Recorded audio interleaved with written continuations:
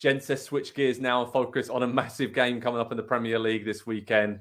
Manchester City against Liverpool. I'm going to be at the Etihad for this one. Cannot wait. It's produced so many great displays over the years, tactical nous, great individual battles all over the pitch. Andy, I want to come to you. How good are Manchester City? Because they can put the pressure on Arsenal, but it seems like this season, whenever they've had the opportunity to do that, they haven't quite done it. So here's the situation this weekend. They're playing in the early game. They can cut Arsenal's lead atop the table to 5 points.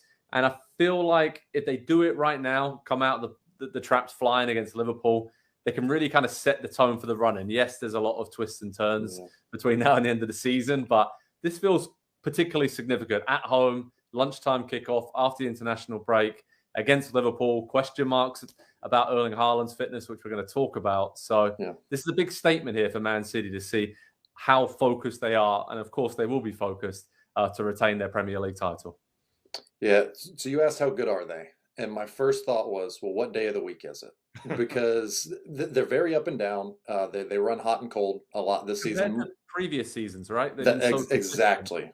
Yeah, exactly. Like it was so consistent. It was, you knew every time they took the field what you were going to get from them. You knew the way that they were going to play. You knew they were going to overwhelm you with possession. And as soon as they lose the ball, they're on you to get it back. And it's a little bit different way of playing this season. And I do think the focus, I disagree a little bit with what you said there at the end, Joe. Obviously, they want to win the Premier League title and then retain it and win 3 in a row.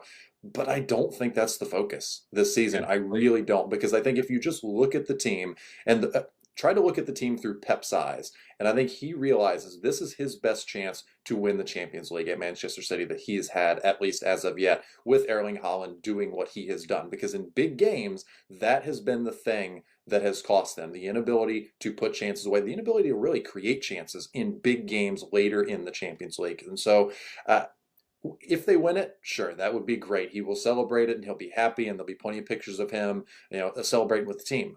But if they don't, I think it's okay. And that seems to kind of bear itself out every weekend when they come out with a slow start and then they get a goal and they give one up late and they drop points that they don't need to do against teams I don't know, there's a different feel about them in the Premier League than in the Champions League. And then the next day, you compare that to the way that Arsenal come out and the way that they attack, and they're aggressive and they are ambitious and going for it for the Premier League title. It just seems like two different teams with two different goals in mind.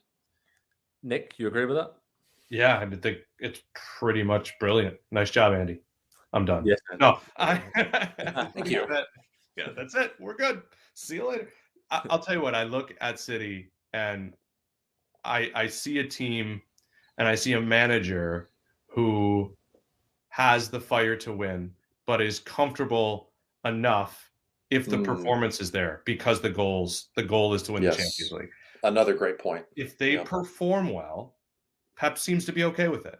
It's not about the referee or what went wrong within it. It's, listen, our levels were there, and maybe Erling didn't score. And I also think, just to add quickly, I know this isn't a Champions League segment, but what Haaland gives them in Europe is a focal point that other teams have to worry about. In previous years, it's been a lot more, man, this system's going to kill you and any other weapon can do it. Man, Bayern Munich has felt Erling Haaland before, right? These teams have felt it. So in the Premier League, I think it's still about, well, listen, we're just trying to get, the opponents are still thinking, we just want to get out of here with a point, which is crazy as we start to talk about Liverpool, another up and down team, because wouldn't it be the most Jurgen Klopp 2022-23 thing to finish in 6th, but sweep Man City? Like, wouldn't that be the most Liverpool thing that could happen? That's almost leaning towards me, not to get ahead of ourselves with prediction, but I'm almost thinking like, yep, that's what happens with Liverpool this year. They don't get anything they want, but they beat Man City twice. Yeah, it's a massive game for them though, right? I mean, in terms of the top 4, I want to see the reaction from, it seems like a long time ago, but just before the international break, obviously losing against Bournemouth. Midfield, right, Andy, is the same kind of issues that have been hampering them throughout the season. The lack of energy, getting the balls forward to Salah, Nunez and Gakpo have been really good in recent weeks when they have figured that out. But Yeah, Liverpool, just when we think they've got it figured out after hammering Manchester United the way they did, then losing away at Bournemouth. I want to see a reaction here. But like Nick mentioned, I think Liverpool will be delighted with a point away at Man City, given how tight these games have been over the years. But if you look at their record against City, it's pretty good, right? I mean, Klopp one-on-one against Guardiola over the years, his tactics really do rub Guardiola the wrong way. And I think it's going to be intriguing to see if Liverpool go to default, because they haven't exactly played that Klopp high pressing style for most of this season. So can they do it in a one-off? Probably, like Nick mentioned from earlier in the season, but it's going to be a big ask for them, isn't it, this weekend? Yeah, I'm trying to think back to that game and how they did, and I do believe there was a lot of the pressing going on in that one. And a lot of teams try to press City, and they fail, and they get picked apart and ripped apart, really. But when you've got the quality and just the experience and the comfort factor that Liverpool have in playing that way, it's a different challenge even for a team like Manchester City. And so I think we probably do see them go back to that, and the fact that they've had a little bit of time off for some players to recharge their legs. Now they've still got a lot of injuries going on. They might be without Jordan Henderson once again. Thiago's still out, and go back to the beginning of the season, the starting midfield is probably Henderson, Fabinho, and Thiago. And so to have 2/3 of those players out for so much of the season the way that they have been, and Jordan Henderson regressing, there's a lot of problems at Liverpool. But to your point, in a one-off situation against this team, they have shown that a lot of factors that, from the outside that we look and say, well, this is why they can't win, simply doesn't matter. And so they will come out very, very aggressive, very ambitious, I think, in this game, realizing that with the run-in coming up, very precious few opportunities now to make up ground in that top 4 race. And if you can get 3 against City, obviously it's 3 points, but it's almost 3 bonus points at this point of the season. I was looking back at the lineup. I was at this game at Anfield earlier this season where Liverpool beat Man City 1-0.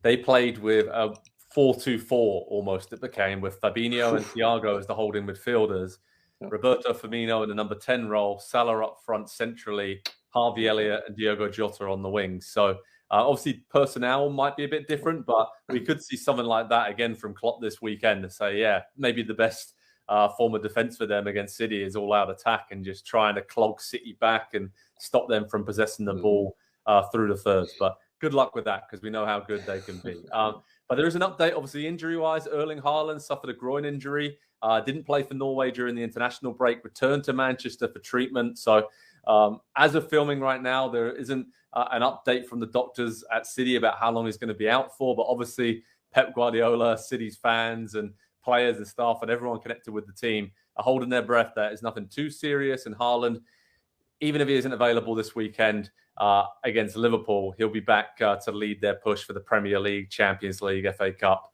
at the end of the season. But Nick, on Haaland, who do you think would be the perfect replacement? You can't replace Erling Haaland, but I mean, is it Julian Alvarez coming in for him? Yeah.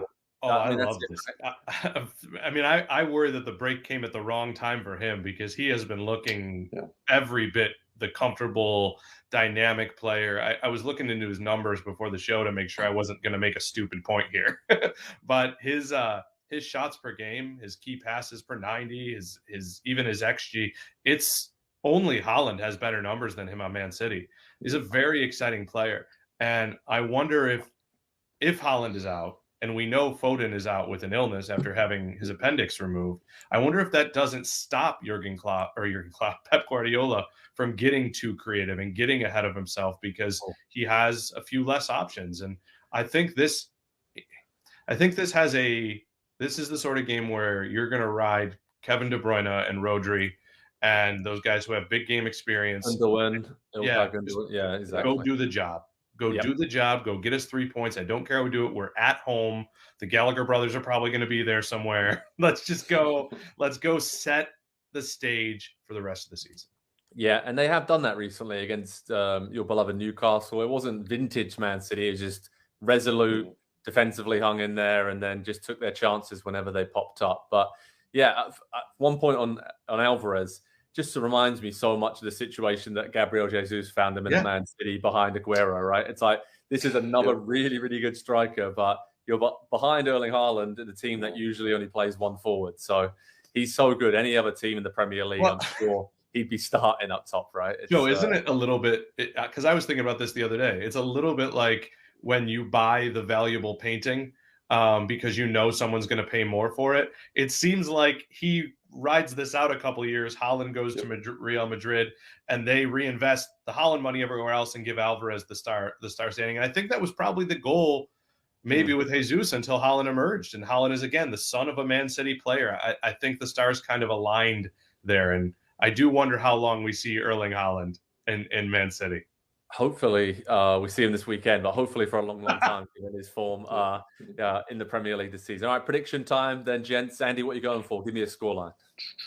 2-1 City. Late winner. Nick? Hard same.